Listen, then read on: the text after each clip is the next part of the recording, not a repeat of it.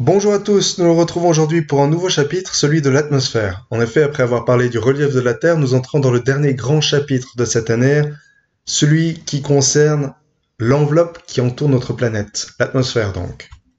Commençons par quelques généralités qui nous permettront de définir ce qu'est réellement l'atmosphère. Vous l'aurez compris, atmosphère vient du mot grec atmos qui signifie souffle, vapeur.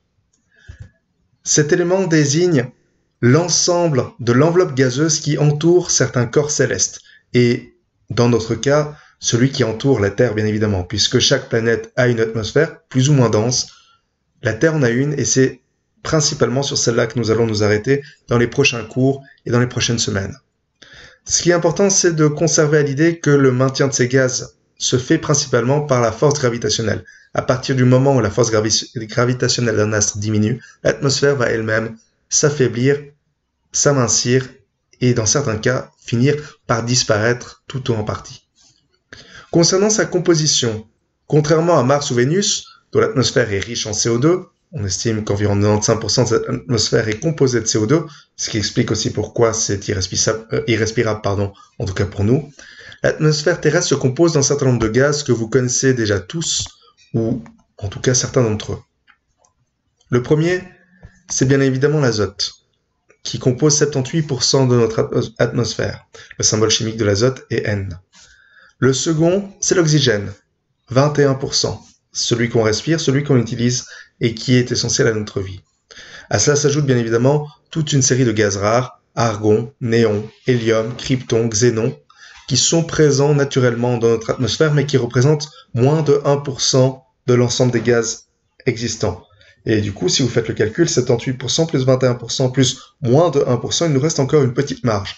Cette petite marge est notamment comblée par du gaz carbonique, CO2, présent en très faible quantité, responsable notamment de la réduction du rayonnement terrestre et donc du maintien d'une température stable à la surface de la Terre, environ 15 degrés, mais dont le surplus peut aussi occasionner quelques désagréments puisqu'il est l'un des principaux gaz responsables de l'effet de serre avec le méthane, CH4, présent également naturellement dans l'atmosphère, nous en reparlerons.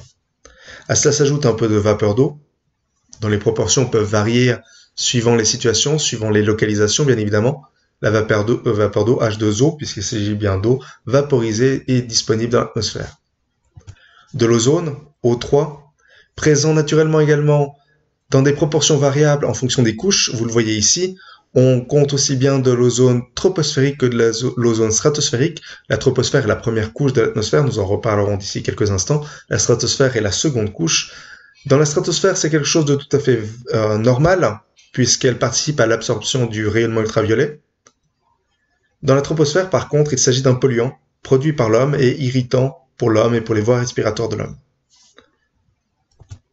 Enfin, vous pouvez ajouter à tout cela des aérosols, naturellement présents dans l'atmosphère, mais également présents par la production humaine. Il s'agit de toutes ces particules solides ou liquides en suspension dans l'air. Donc l'origine naturelle peut être constituée de cendres volcaniques, de pollen ou de spores. C'est tout à fait admissible d'en avoir, ça fait partie de la nature. Mais on peut aussi en avoir une partie qui est produite de manière humaine, à travers tout ce qui est rejet industriel par exemple, ou pollution des moyens de transport, les véhicules principalement. Donc indispensable à notre atmosphère et à notre vie, puisque ils sont nécessaires à la création des gouttelettes. Une goutte d'eau se forme autour d'un grain de poussière, mais ça peut être dangereux en fonction des quantités, en fonction du type d'aérosol. Vous en avez d'ailleurs ici la représentation. Vous voyez la concentration de ces aérosols en fonction des grandes régions, et vous voyez que l'hémisphère nord est passablement concerné. Afin de détailler un petit peu ces éléments, je vous invite, si le cœur vous en dit, à visionner L'Esprit sorcier, petite vidéo qui dure 36 minutes et qui vous permet de comprendre un petit peu mieux ces différents éléments, notamment la composition de l'atmosphère. En ce qui nous concerne, nous allons passer à la partie structure, et principalement la structure verticale de l'atmosphère. L'atmosphère se compose de plusieurs couches. La première d'entre elles, nous l'avons vu juste avant, est la troposphère. D'une altitude qui varie entre 0 et 10 km, donc la situation la plus basse est celle qui est au contact avec le sol. 10 km, c'est son altitude maximum, bien que, suivant les régions, on peut avoir un peu de variation. On y enregistre une décroissance progressive de la température, de l'ordre de 0,65 degrés par 100 mètres. En d'autres termes, plus vous montez, plus la température diminue jusqu'à atteindre moins 55 degrés à 10 km d'altitude. On y trouve aussi la majorité des phénomènes météorologiques, les nuages par exemple. Et c'est là que se concentre principalement la vapeur d'eau. C'est aussi à sa limite que se trouve la présence de courants très forts, qu'on appelle les courants jet polaire, jet subtropical, dont nous reparlerons lorsque nous parlerons notamment des cellules atmosphériques. Ces courants ont une vitesse supérieure à 100 km/h et circulent généralement d'ouest en est, en tout cas pour l'hémisphère nord. Encore une fois, nous en reparlerons lorsque le moment sera venu. Quoi qu'il en soit, la limite supérieure de la troposphère se nomme la tropopause, tout simplement. Et c'est là qu'on revient sur cette idée de variation d'altitude, puisque elle peut être à entre 6 et 8 km au pôle et à 11 km au tropique, pour atteindre entre 16 et 18 km à l'équateur. Donc comme je vous l'ai dit avant, environ 10 km de moyenne, mais bien évidemment qu'on peut aller bien au-delà suivant les régions, et c'est tout à fait logique. On revient ici sur cette idée de jet stream que je vous montre ici. C'est tout à fait logique, tout simplement parce que la Terre est en rotation sur elle-même.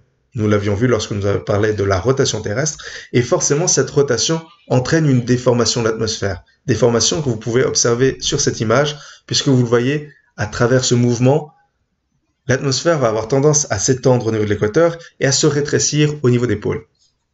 Seconde couche, la stratosphère. La stratosphère se situe entre 10 et 50 km d'altitude. Elle présente globalement une faible humidité. Et vous le constaterez, la principale partie de l'eau, de l'humidité, est présente dans la première couche. Plus vous allez vous éloigner, plus l'eau sera rare, d'une certaine manière, et plus les gaz seront rares également. Ce qu'on constate, et c'est assez particulier, c'est que là où la température avait diminué jusqu'à atteindre la tropopause, elle va augmenter progressivement, et notamment à partir de 30 km d'altitude. Et c'est pas un hasard, puisqu'à 30 km d'altitude, environ, entre 20 et 30 km à peu près, on trouve la couche d'ozone. La couche d'ozone est responsable du réchauffement de la stratosphère. Pourquoi?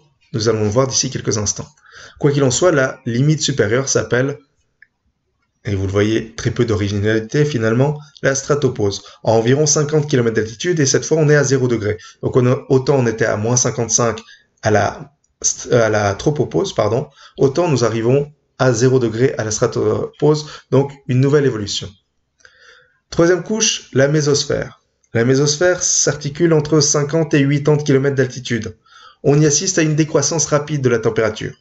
C'est là que vont s'embraser les météorites.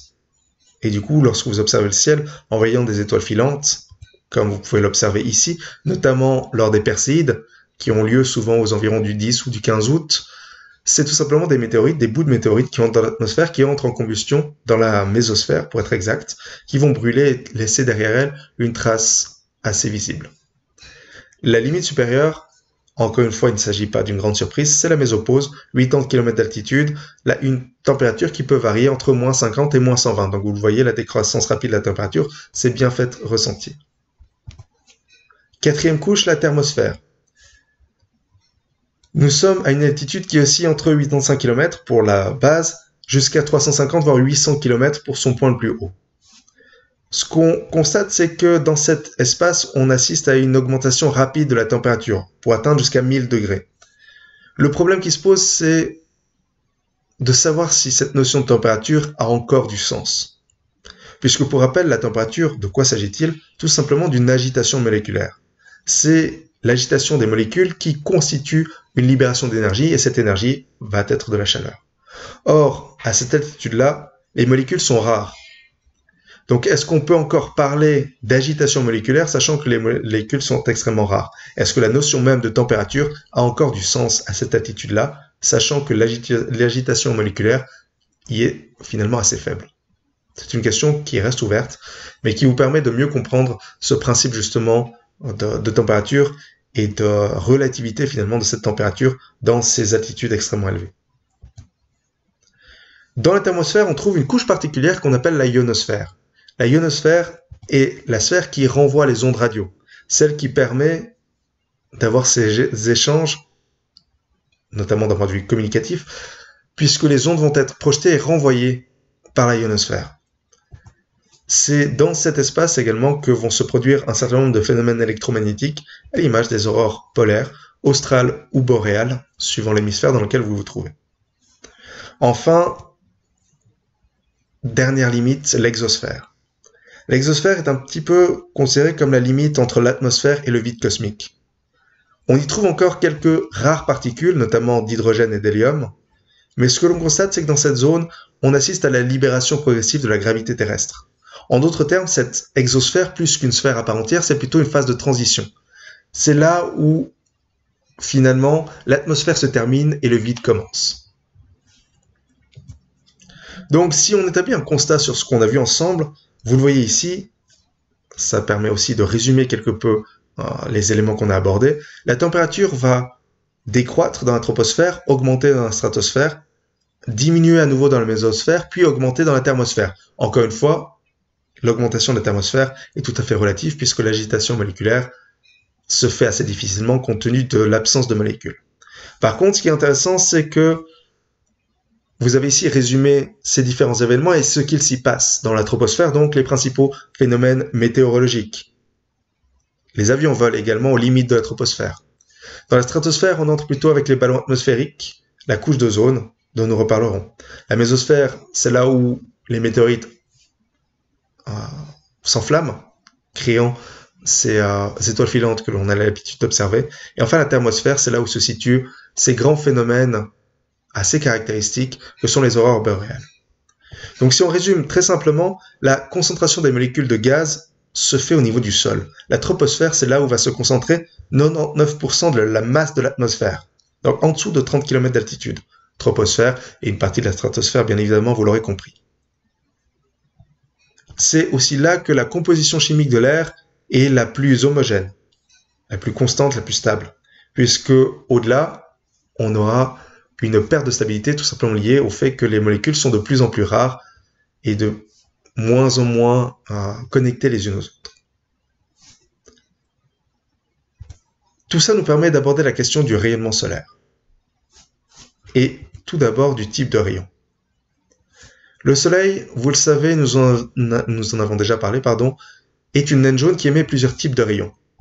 Des ultraviolets, ondes courtes, on l'avait vu, principalement absorbées par l'atmosphère, et notamment par la couche d'ozone, de la lumière visible, l'onde moyenne, celle que l'on perçoit, celle que l'on est capable de décomposer en différentes couleurs, et des infrarouges, ondes longues, qui sont la principale source d'énergie thermique. C'est ce que vous voyez ici sur cette image, une image qu'on avait déjà exploitée précédemment, avec toute la longueur d'onde, donc des ondes les plus courtes aux ondes les plus longues,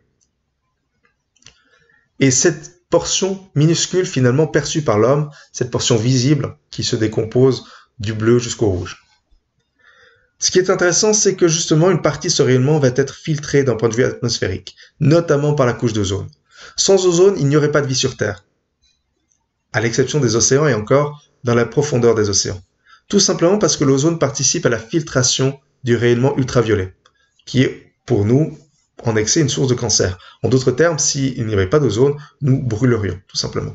La surface de la Terre serait inhabitable parce qu'elle serait balayée par justement ce rayonnement ultraviolet. Ce qui se passe, c'est relativement simple, c'est que l'oxygène avec du rayonnement solaire va se décomposer. On va avoir des particules d'oxygène séparées. Or, l'oxygène n'aime pas rester fondamentalement séparé, et donc l'O2 va se transformer en O3. Et c'est ce qui se produit généralement pendant le jour avec le rayonnement solaire. Sauf que la nuit, vous en doutez, il n'y a plus de rayonnement solaire. On assiste donc à un équilibre dynamique, puisque pendant la nuit, les molécules d'O3 vont se décomposer en une molécule d'O2 et une molécule d'oxygène séparée qui va, avec une autre, reformer de l'oxygène. Donc on est dans un cycle constant de formation et de destruction d'ozone. Ainsi, la couche d'ozone, qui se situe entre 20 et 40 km d'altitude, permet le filtrage atmosphérique. Le problème, c'est qu'elle est progressivement détruite par les êtres humains et par les polluants humains, notamment les CFC. Vous le voyez sur cette image, on a un trou qui apparaît dans l'atmosphère, dans la couche d'ozone pour être exact.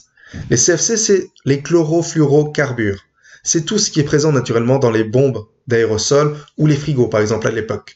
Aujourd'hui, leur utilisation a été interdite, et heureusement, puisque le brassage atmosphérique a un effet à long terme. Donc même si on les a interdits il y a déjà quelques années, leur effet continue à se faire sentir dans certaines régions. Cela dit, ce qui est plutôt positif, c'est qu'on assiste à une résorption. En d'autres termes, le phénomène est en train de diminuer, notamment grâce à l'interdiction des CFC, mais aussi parce que le réchauffement climatique permet le refroidissement de la stratosphère, donc le ralentissement du processus chimique à l'origine de la destruction. Donc on a pu observer au cours des dernières années une réduction progressive du trou dans la couche d'ozone, ce qui en soi est plutôt positif.